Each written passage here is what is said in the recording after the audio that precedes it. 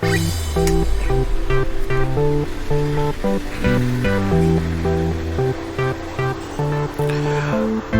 घर खाद्य को आपण मानक स्वागत पुनश्च।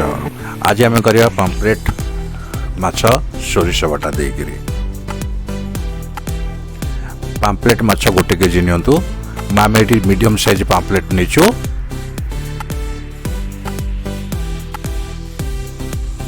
बर्तमान आम धला सोरिष किछि जीरा रसुण एवं कच्चा लंका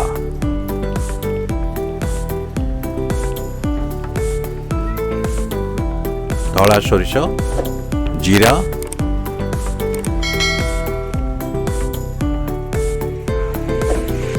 रसुण एवं कंचा लंका को आपण ब्लेंडर रे पकई भल भाव पेस्ट कर दियंतु।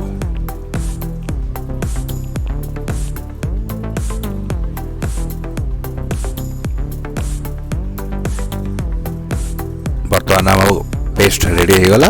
धला सोरिष जीरा रसुण कंचा लंकार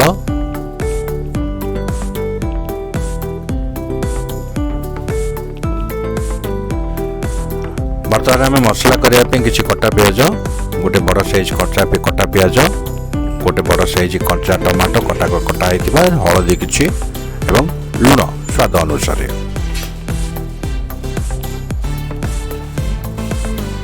बर्तमान गोटे तावारे नियंतु किछि तेल पकांतु प्रेफरेबली सोरिष तेल पकांतु। एथरे आमे माछ गुड़िक भाजिबा। बर्तमान आप माछ भजार सुंदर शब्द सुंदर साउंड शुणु केते सुंदर बास्ना साउंड आसुची।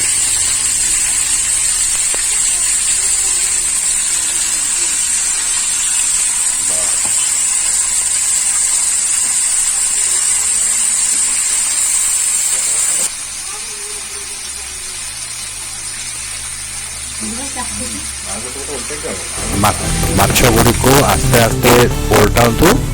देखो बर्तमान माछ गुड़ी को भाजी हो। बर्तमान गोटे कड़ई रे सोरिष तेल नियंतु। से किसी पंचफुटन पकातु।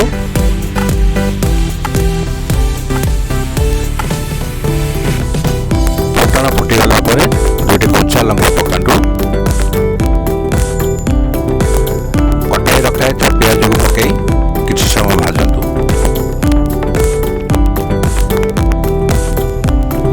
पियाज किसी समय भाजीगला लुण हलदी एवं लंका गुंड आवश्यक मुताबक दिंतु। आपन को जी राग दरकार जी लुण दरकार से अनुसार लुण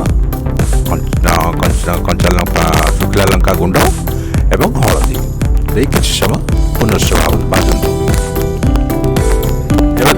टमाटो तादे पकई भाजतु जे पर्यंत मसला तेल न छाड़ी।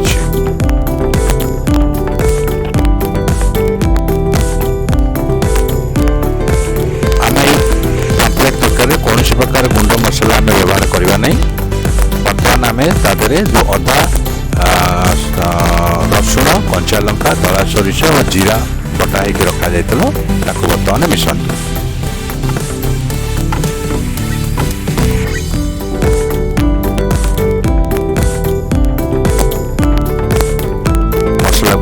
घाटी चलतु जो तल पर्यंत तार तेल न छाड़ी। अधिक स्वाद बढ़ाई गोटे मैगी मसला पकई पारती। पकईले स्वाद अधिक हम।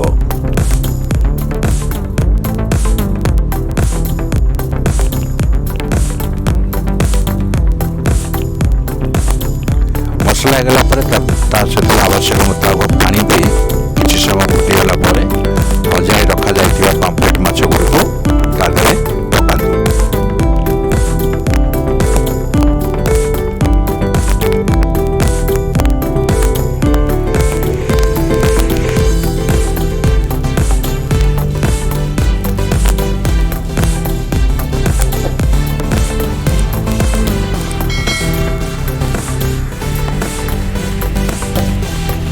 अल्प टिके घाटी दिंतु जेपरिक सब माछ गुड़िक झोल भितर आमर बुड़ीकी रही।